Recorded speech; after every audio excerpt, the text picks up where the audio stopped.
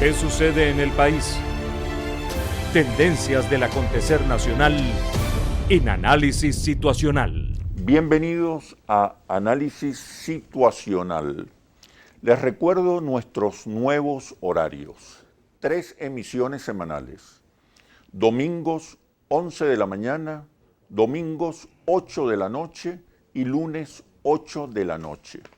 Hoy nos acompaña Timoteo Zambrano, politólogo, diputado a la Asamblea Nacional, segundo vicepresidente de la Comisión para la Defensa del Esequibo, presidente de la Comisión de Política Exterior de la Asamblea Nacional, miembro de la Comisión Especial de Diálogo Nacional de la Asamblea Nacional, que preside Jorge Rodríguez, y también es secretario general del movimiento político Cambiemos.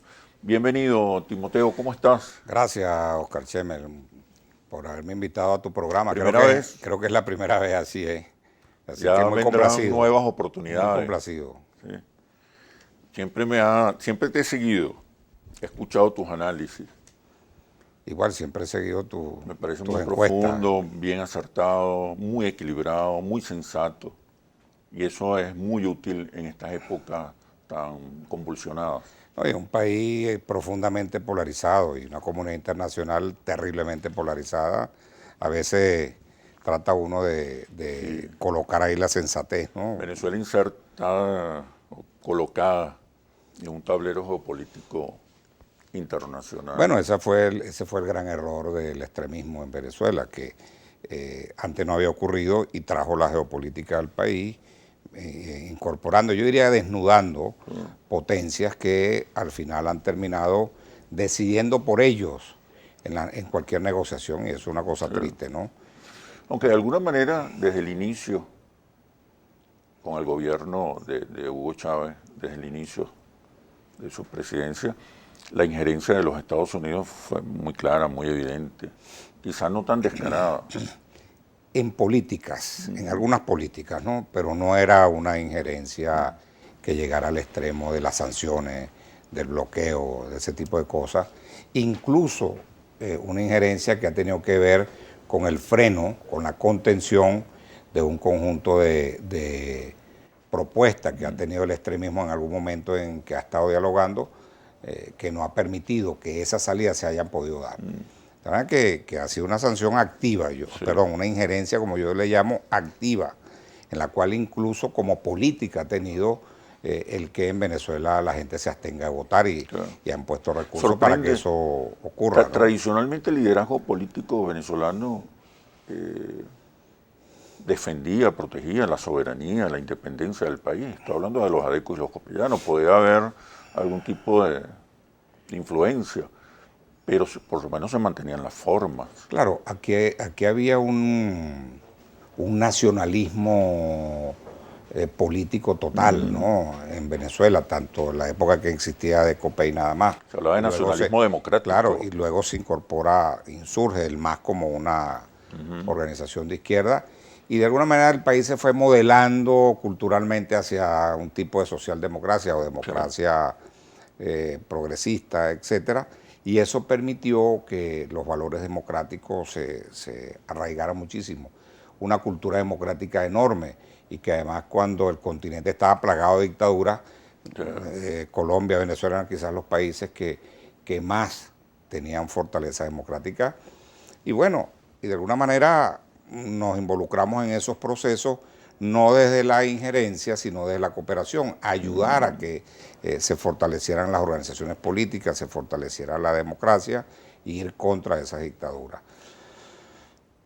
Ahora Venezuela está en la prepolítica, Schemmel. Si tú la analizas, bueno, tenemos el tema, por ejemplo, el extremismo, ¿no? El estar solicitando que vengan potencias extranjeras a ocuparse del país, a ocuparse de los problemas de los venezolanos, cuando somos los venezolanos que tenemos que resolver nuestros asuntos, ¿no?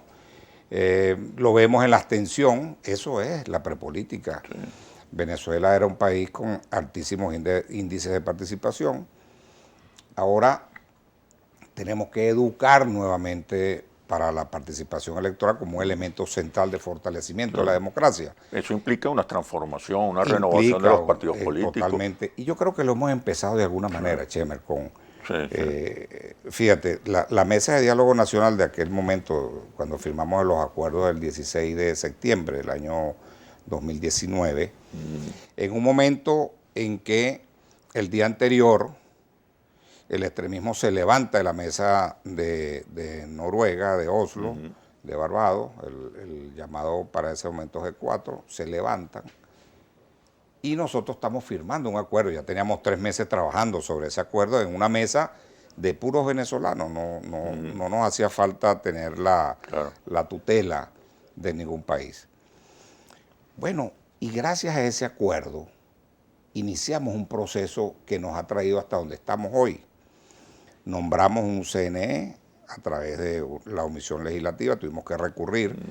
Innovamos allí porque el recurso que se introdujo en el TSJ, ahí está el acuerdo. Si ese recurso lo revisa, ese es el acuerdo. Eso fue una innovación interesante, ¿no?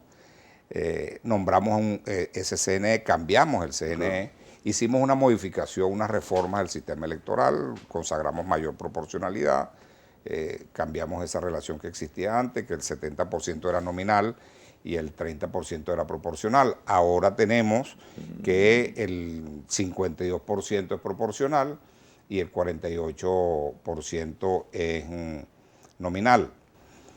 Y luego avanzamos hacia las elecciones del 6 de diciembre con todo un cronograma que lo cumplimos rigurosamente, 18 se hicieron 18 auditorías, se hicieron incluso por streaming, la gente lo pudo ver, pudo seguir, los grandes técnicos del mundo pudieron seguir esas auditorías. Y fíjate, ¿cuál era el objetivo? Te digo, te paseo por aquí porque creo que es importante que la gente hoy pueda conocer qué nos inspiraba, qué nos llevaba a tomar cada paso.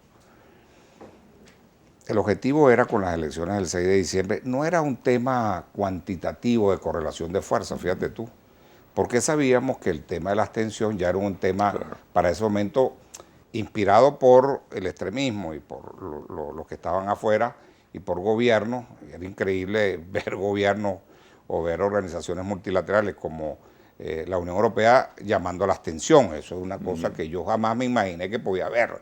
Pero bueno, la OEA llamando a la abstención, o sea, eso era una cosa increíble. ¿La abstención o qué? O sea, o participas o qué, al final, ¿no? Y que nunca, parece que nunca ha habido respuestas. Claro, pero pero nosotros teníamos un objetivo claro, que era que esas elecciones del 6 de diciembre tenían que anular la dualidad de poder. Eso era clave. No podíamos tener dos asambleas, dos presidentes, entre comillas, dos tribunales supremos de justicia, en fin, dos cuerpos diplomáticos distintos, en manos de uno Citgo y Monómero, que era insólito ver eso sin ningún tipo de entrega de cuenta, de Contraloría. Bueno, locuras como esa no podían continuar porque eso era parte de la gran confrontación interna y teníamos que golpear esa confrontación interna y esa polarización.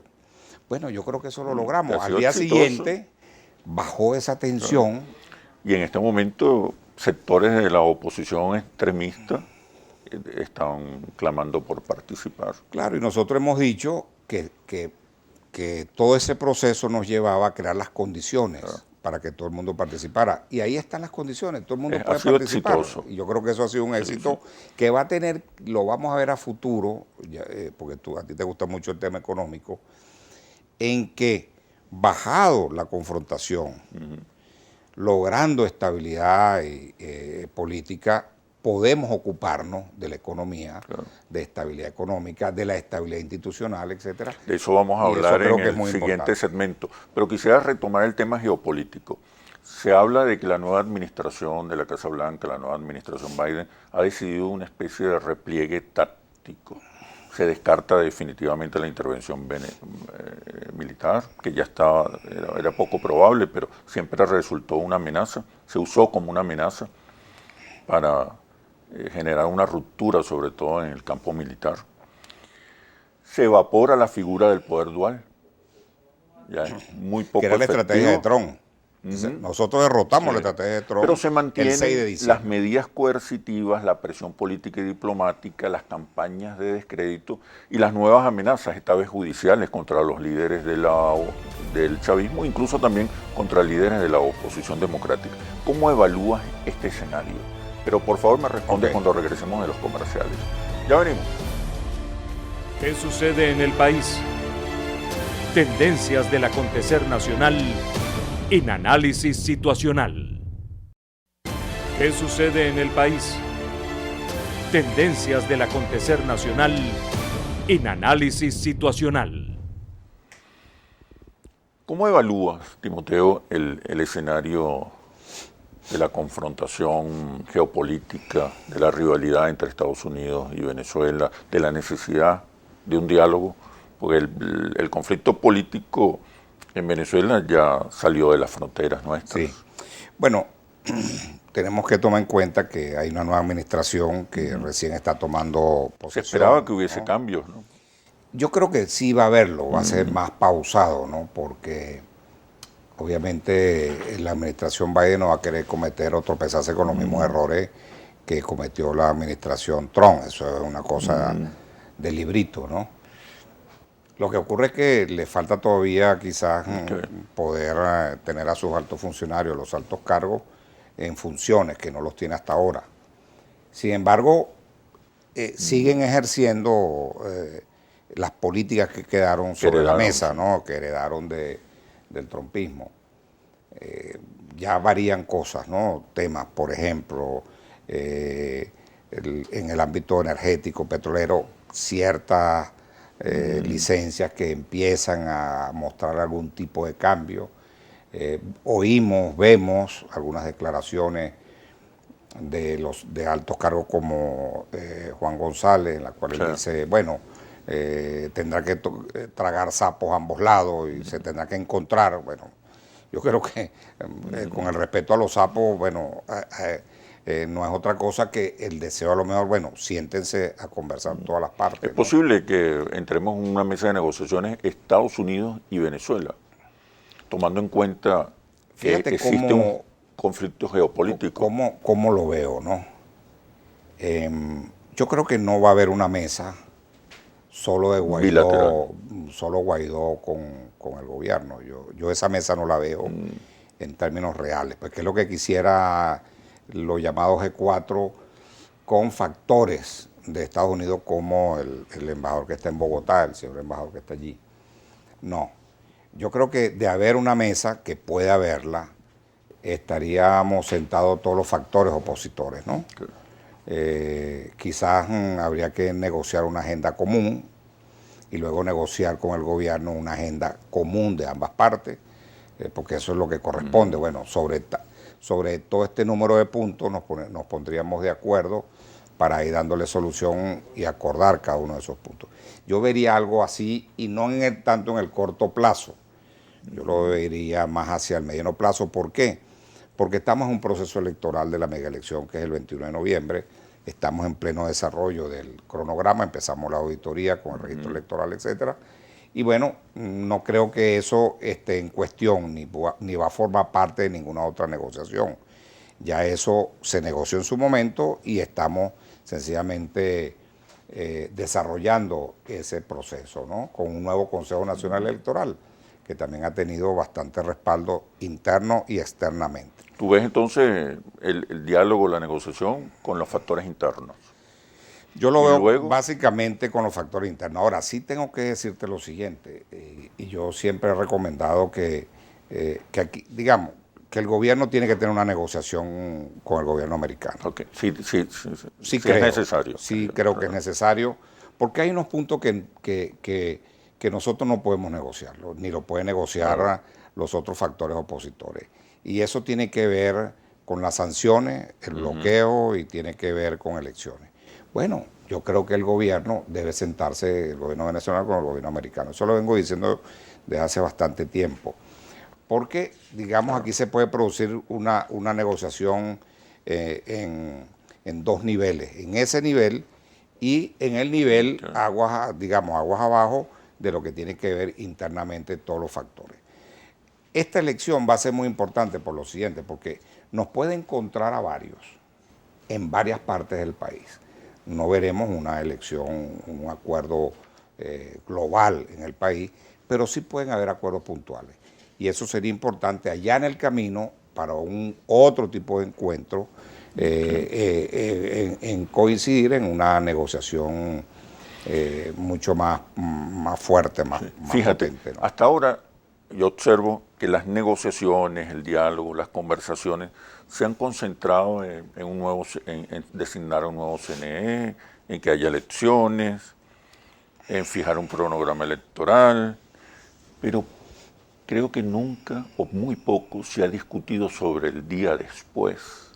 Es decir, cómo construir una convivencia estable y predecible, cómo compartir un modelo de país, Bueno, independientemente de quién está. Es decir, te voy a comentar puede haber una diferencia. elecciones, puede salir el chavismo del poder, pero ¿qué pasa el día siguiente? No, fíjate. Sobre todo una oposición con dificultades para conectarse Claro. con las mayorías. Porque Pero- cuando ha triunfado electoralmente ha sido por el descontento, no por sus propios méritos o por la certeza de su estrategia, lo acertado de su estrategia. Bueno, eso es discutible. 2015 Ok. no tenía esas características, sino fue por la estrategia. Pero fíjate, Chemel, estará siempre para la historia lo que no pudo ocurrir, ¿no? Que fue haber firmado el acuerdo sencillamente porque faltaba una fecha, ¿no? Que fue la negociación en República Dominicana. Cumplía todas esas características. Y por cierto, te debo informar que ese preacuerdo que lo firmamos el 2 de diciembre del 2017, lo tiene ya hoy es presidente Medina de República Dominicana. Para ese momento era presidente de la República. Él lo tiene en depósito. Algún día él lo dará a conocer. Le pregunté el día pasado que estuve con él que cómo estaba el depósito bueno. del preacuerdo. Me dijo, no, se encuentra bien, se encuentra bien. En algún momento será público. Yo creo que en algún momento él lo va Y lo planteaba debe- también las Estaba condiciones todo, del día después. Estaba, Pues al final lo que se pero trata es acuérdate que convivir, eran bloques, cohabitar. fíjate, ese acuerdo eran bloques, ¿no? Bloque electoral, bloque económico, bloque institucional, y había el bloque, no hablaba del día después. Lo que se planteó en esa oportunidad era sobre la gobernabilidad y un acuerdo a 15, 20 años. Okay. Eso era más o menos lo que había. La alternabilidad se fijaba muy claramente porque eso era beneficioso para ambas partes. De tal manera que sí hay un, digamos, hay material donde hemos estado de acuerdo ambas partes. Y te puedo dar una aplicación práctica, ¿no? En la mesa de diálogo nacional, cuando discutimos las condiciones electorales y las garantías, sencillamente trasladamos las 18 garantías o las 18 condiciones que preacordamos en República Dominicana, porque estaba ahí la oposición y el gobierno. Y ya eso lo habíamos discutido y estábamos acordados con eso. Por cierto, en ese momento el que fue el vocero de parte de la oposición sobre las garantías y sobre esas garantías y condiciones fue Vicente Díaz, que venía de ser para ese momento rector del Consejo Nacional Electoral.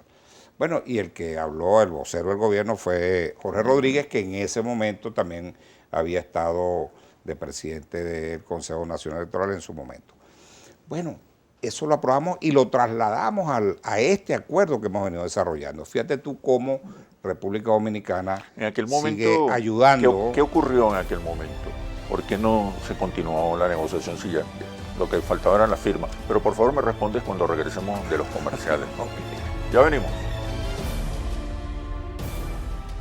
¿Qué sucede en el país? Tendencias del acontecer nacional en análisis situacional. ¿Qué sucede en el país? Tendencias del acontecer nacional en análisis situacional. Estamos conversando con el diputado a la Asamblea Nacional, Timoteo Zambrano. Te preguntaba qué ocurrió en República Dominicana.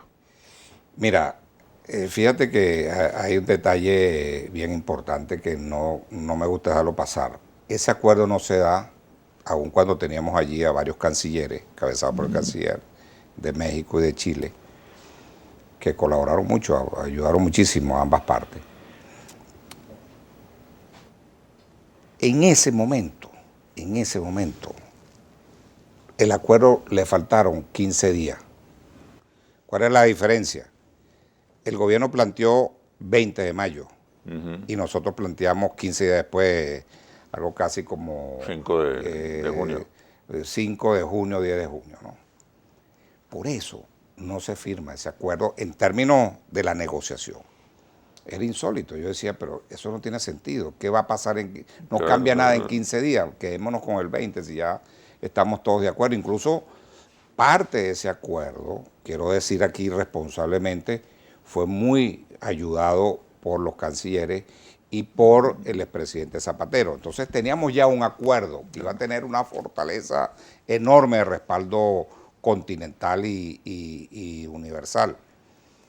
Pero llegado ese momento que era inminente, sonaron teléfonos.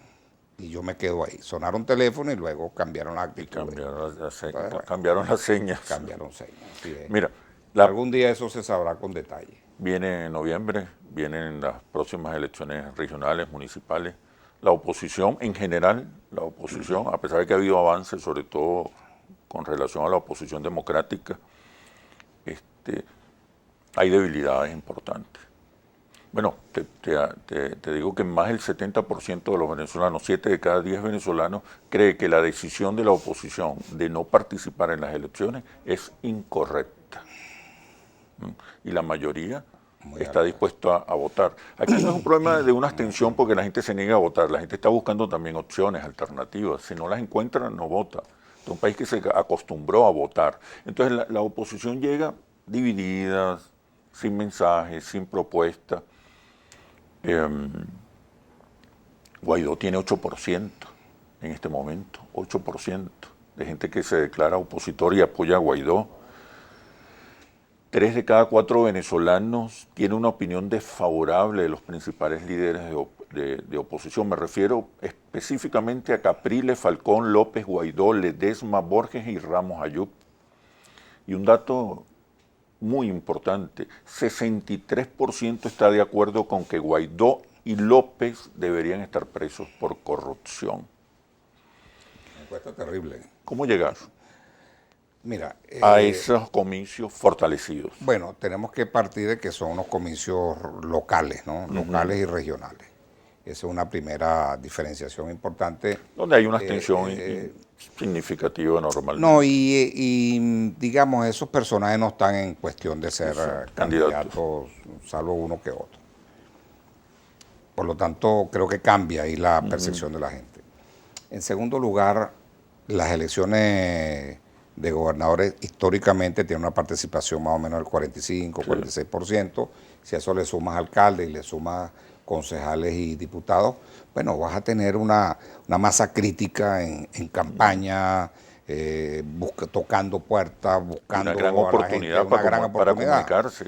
Ahora, eso no quiere decir que no tengamos un problema importante, que es el tema unitario, porque de acuerdo como están los números, obviamente para nosotros tener un éxito importante como opositores, deberíamos ir lo más unidos posible.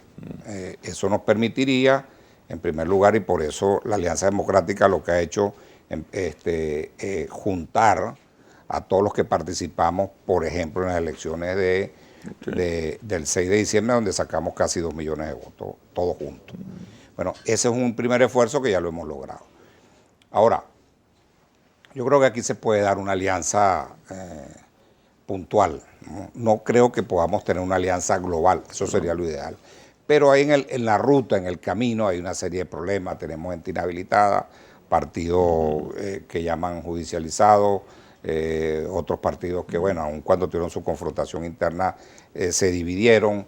Esos son temas medio complejos a resolver, pero quizás con la tesis de un acuerdo puntual podemos resolver en un número importante de estados, unos 11 estados del país. Y luego el resto estará en la construcción por parte de cada alianza individual de ver cómo logra tener el favoritismo de la gente. La Alianza Democrática de la que tú formas parte Sí. y la mayoría de los partidos de oposición, la nueva Alianza Democrática, ya resolvió el problema de una dirección política compartida, un mensaje compartido, una estrategia. El mensaje está resuelto. En la presentación de la alianza lo leyó el compañero Henry Falcón. Estamos en la conducción, en nombrar un comando de campaña, que será en los próximos días, y también en resolver los criterios para la adjudicación de candidaturas en toda la alianza. Acuérdate de una alianza que está sobre 23 partidos nacionales y otro tanto de partidos regionales. Entonces estamos en eso, todavía es pronto, cada quien está armando sus maquetas, sus propuestas para entrar en esa discusión, en la búsqueda del consenso. Nosotros no tenemos previsto hasta ahora ir a elecciones por la vía de primarias, altos costos, una situación política en los estados complicada, hay partidos que pueden influir en una candidatura que le convenga más que otros, en fin, estamos en esa, en la ruta, en la metodología del consenso que es más compleja, ¿no? El tema de la comunicación, yo siempre, y se lo he comentado a casi todos los dirigentes de oposición, yo observo una subestimación del rol de la comunicación. Y cada vez la comunicación política es crucial, es estratégica, es fundamental. No hay política sin comunicación. Y observo en la mayoría de los líderes de oposición una subestimación, sobre todo porque piensan que comunicarse es básicamente tener un eslogan. Y la comunicación política es cada vez más profesional. Interviene la antropología, la psicología política, la lingüística. La lucha política es fundamentalmente una batalla lingüística, una batalla simbólica. Basta con observar la comunicación del chavismo, una comunicación permanente, cotidiana, cercana, con un arsenal simbólico, gramatical impresionante. Mientras que la oposición todavía como que no asume con carácter estratégico el tema de la comunicación. Pero me respondes por favor cuando regresemos a los comerciales. Ya venimos. ¿Qué sucede en el país? Tendencias del acontecer nacional en análisis situacional. ¿Qué sucede en el país? Tendencias del acontecer nacional en análisis situacional.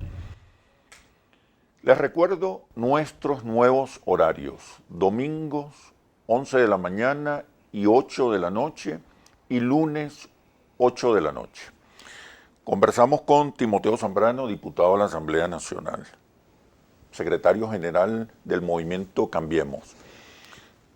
Te preguntaba o te transmitía una preocupación, una observación acerca de la comunicación. No, yo te quiero decir que la comparto. Los avances en esa materia son gigantes, ¿no? Impresionantes. Sí. Son a nivel de vértigo, o sea, cada vez son cosas nuevas, impresionantes.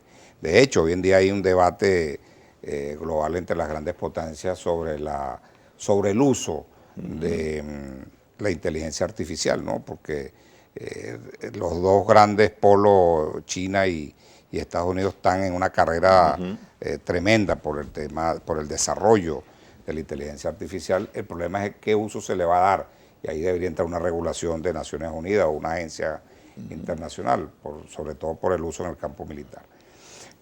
En la comunicación, en las campañas, en la vida cotidiana de la gente, ya tienes nuevas formas de comunicación. Y yo coincido contigo en que, claro, para la oposición tienes varios problemas para el uso de la comunicación. Primero, es diversa y plural. Y ahí tienes un tema de direccionalidad que pueda tener el uso de las comunicaciones. En segundo lugar, tiene un tema de recursos. Eso cuesta dinero, mucho dinero, Como tú sabes, en Venezuela no hay financiación pública a los partidos, que ojalá regrese eso, pues es un costo de la democracia y eso permitiría aplicar esos fondos en gran medida al tema comunicacional. Y luego, obviamente, la polarización en el país, el conflicto político ha sido muy complejo. Hoy estamos de alguna manera regresando a un nivel de normalidad, superando ese conflicto, y bueno, nos encontramos que todo eso está ahí. Y tratamos de ir a paso rápido para conectarnos con esos nuevos avances en comunicación y obviamente el gobierno que tiene una sola dirección, bueno, el gobierno nos lleva obviamente una ventaja allí, por eso y por los recursos que maneja, sin duda alguna. No, y sobre todo porque ha entendido el rol de la comunicación, Claro. el rol de los símbolos, de las Claro, narrativas. pero no tiene que discutirlo con nadie, nosotros tenemos que 23 partidas debatirlo, o sea, Bueno, ahí la importancia de una dirección de política. una dirección, claro. Y que tome decisiones. Y que fuese más porque permanente. En comunicación no se somete a votación. No se somete a votación. Hay una línea, hay una estrategia y se cumple. Claro, lo que pasa es que nuestras alianzas son fundamentalmente electorales. De un evento electoral a otro hay un vacío, no hay alianza, esa es la verdad, no hay continuidad. Todavía no hay una. No hay todavía. Y una fíjate que alianza nosotros política. tenemos el otro desafío para el 2024, ¿no? Y tenemos un problema de fondo. ¿Cuál es el problema de fondo? Si vamos a tener una alianza orgánica en los próximos 2-3 años para llegar con esa alianza orgánica a un candidato único en el 2024. Ese es un problema. Yo creo que no la vamos a tener, vamos a tener que hacer un gran esfuerzo. Se abre la posibilidad de tenerla, pero luego tienes la otra ruta, que es que insurja un outsider y que a partir de ese outsider se unifique la oposición, pero a través de ese outsider. Claro. Esa es otra cosa.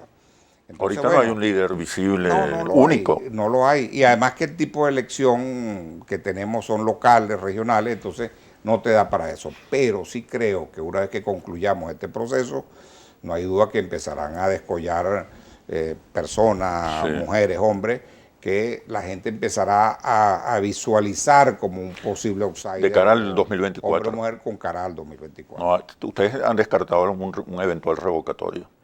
Bueno, yo no lo creo, porque yo digo que para un revocatorio tendrías que tener una ley de referéndum. Entonces eso no existe, tendríamos que entrar en una negociación para tener una ley de referéndum, etcétera. Y yo creo que nos distrae de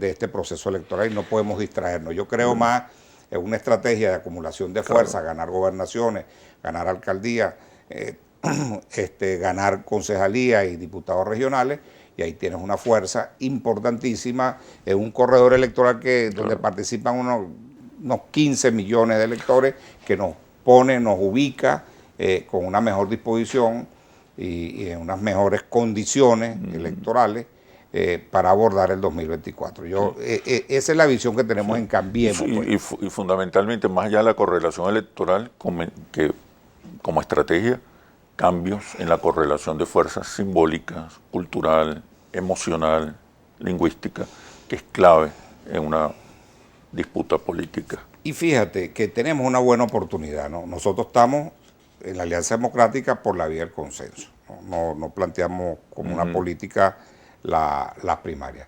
Yo creo que el gobierno se ha metido en un túnel complicado cuando ha metido la vía de la escogencia de sus candidaturas por la vía primaria. Porque, bueno, lo ha hecho en primero y segundo grado, eso es muy complicado. Yo creo que eso le va a traer unas consecuencias que nosotros debemos, en esa estrategia del gobierno y en nuestra estrategia, es consolidar el consenso para que no haya fuga frente a una estrategia que yo creo que se va a erosionar. No, yo creo que el gobierno va a salir erosionado de esas primarias. Debemos aprovechar ese momento. Si tenemos claro, ¿no?, ese ancho de miras en lo que está haciendo el gobierno, yo creo que nosotros podemos tener una mayor ventaja en la metodología de escogencia, podemos salir mucho más fortalecidos, además con una política de acuerdos puntuales, donde todas las partes que están en la oposición puedan tener alguna representación, y eso nos permitiría tener una mayor fortaleza frente a un gobierno que yo creo que va a salir más bien debilitado en esa metodología que decidió transitar. No hay que olvidar que el chavismo, más allá de un partido político, de una gestión, el chavismo es una comunidad emocional, es una cultura política, es una identidad de clase.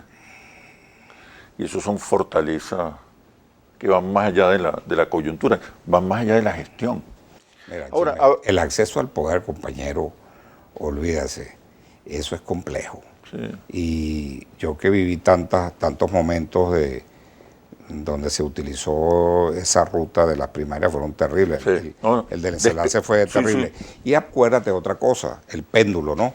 El chavismo tiene ya 23 años de gobierno que no había cambiado, no había renovado nada. Ahora la gente ahí está pidiendo renovar, Sí, sí.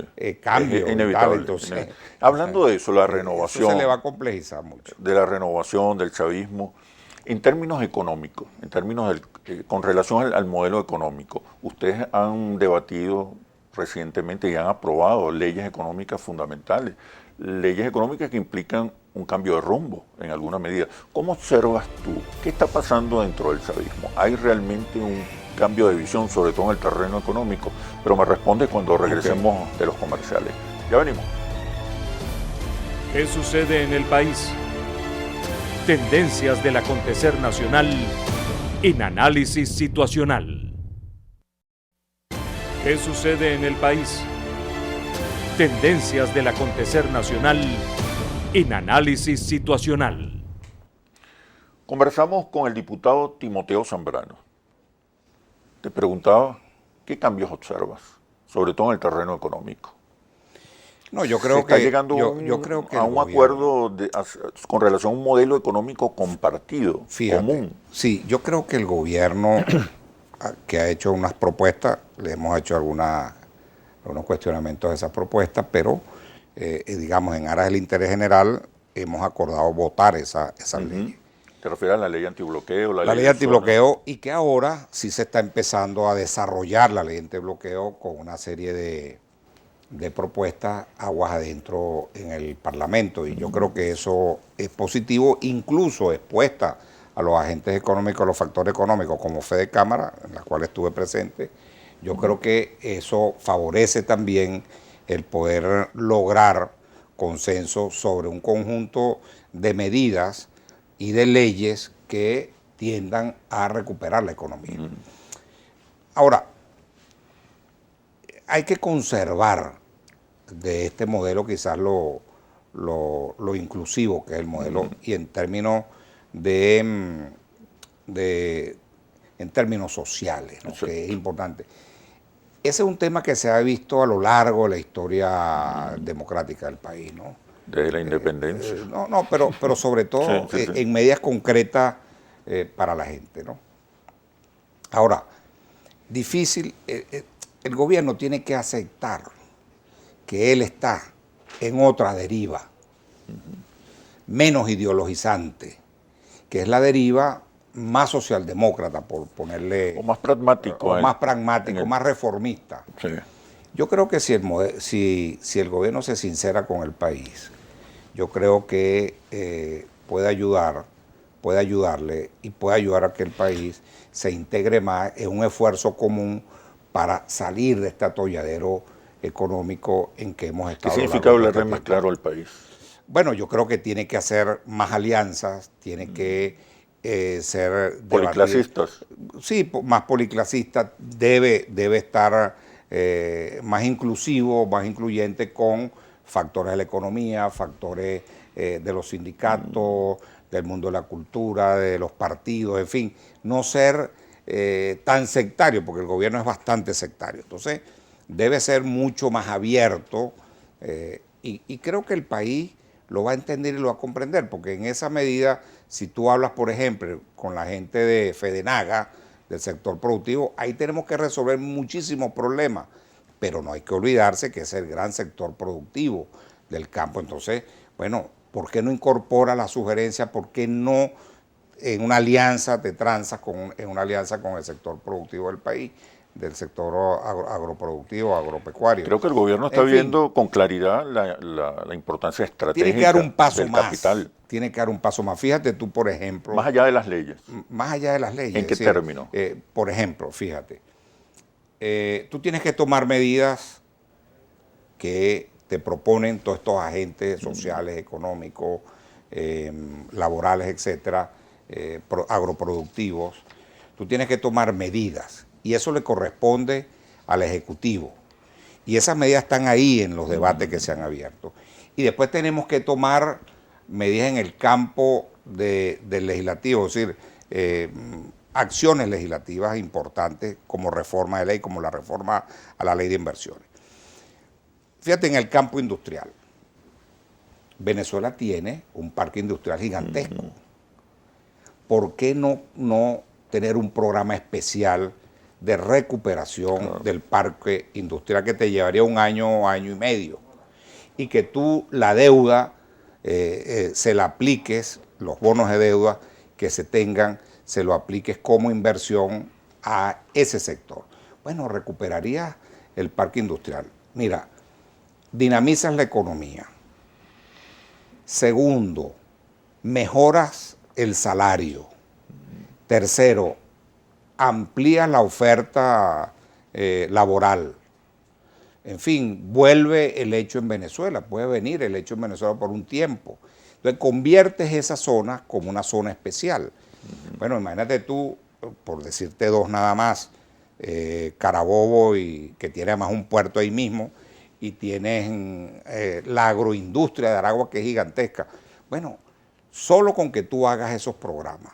Claro, nosotros estamos viendo las zonas económicas especiales, que hay todavía unas lagunas allí, pero eso es como para crear parques industriales. Pero señor, si tienes esta zona, ¿por qué no la recuperamos? Y bueno, ni se llega a la zona aquí en y hay consenso. La zona de Caracas. Yo creo que eso tendría consenso. Y le busco una aplicación práctica a este tema de la deuda. Claro. Bueno, todo eso, imagínate tú, grandes laboratorios que hay aquí, que tienen una capacidad intelectual gigantesca y que tienen bonos de la deuda. Bueno, usted quiere invertir en este proceso de recuperación industrial. Bueno, esos bonos de la deuda suya se convierten en inversión. Y bueno, y el gobierno tendrá que decir, bueno, le podemos dar una parte en dólares, otra parte en bolívares, otra parte en petro, en fin. Buscar algunas alternativas. Pero ahí involucras, ¿me entiendes? Involucras a todo el mundo. Bueno, todo eso es antibloqueo, porque eso sale de aquí mismo. Y es que el país, Chemel, tiene una capacidad gigantesca. Nosotros nos tienen 30.000 millones bloqueados en el exterior, ¿no? Eso es criminal, sin duda alguna. Pero bueno, tendremos que ver desde nuestros hígados aquí cómo podemos avanzar. Pero yo creo que al final, gobierno y oposición tienen que hacer un giro importante al centro político, porque en el centro político nos encontramos. ¿Cuál es el modelo económico del centro político? Me refiero porque es un debate muy global, muy actual. Claro, es una economía. El presidente Fernández de Argentina está hablando de postcapitalismo, otros hablan de nuevo contrato social, otros hablan de postneoliberalismo. Bueno, es una economía. Compromiso social empresarial. Es una economía abierta con profundo énfasis social. El mercado. Y ahí entra todo lo que el gobierno en esa materia ha hecho, que no se puede desechar. Yo creo que eso tiene que estar en un nuevo modelo económico que podamos construir todos los venezolanos. Yo sí creo que eso es posible. Mira, la pandemia va a dejar atrás el modelo económico que ha neoliberal. Sí, el fin del ciclo. Yo creo que es el fin de ese ciclo. Y van a ser un modelo que creo que los países de alguna manera lo están construyendo, pero tiene un dominante, que ya en Venezuela es un hecho, que es una fuerte participación del Estado. Acuérdate que en los países desarrollados, países europeos, Estados Unidos, etcétera, o el grupo de los 7, no hay participación fuerte del Estado. Yo creo que esto ha demostrado que sin una participación fuerte del Estado no podemos combatir la pandemia. Eso es tan sencillo. Yo creo que vamos hacia allá, ¿no? Bueno, Timoteo, muchísimas gracias por este análisis situacional. Realmente fue profundo, preciso, ayuda a la reflexión, al debate colectivo. Espero que haya otra oportunidad, quedaron temas pendientes. Gracias, siempre a tu orden, Chemel. Les recuerdo nuestros nuevos horarios. Domingos, 11 de la mañana y 8 de la noche, y los lunes a las 8 de la noche. También los invito a visitar nuestra página web interlaces.net. Los espero en un próximo análisis situacional por Globovisión, el canal de la paz y la reconciliación. Hasta pronto.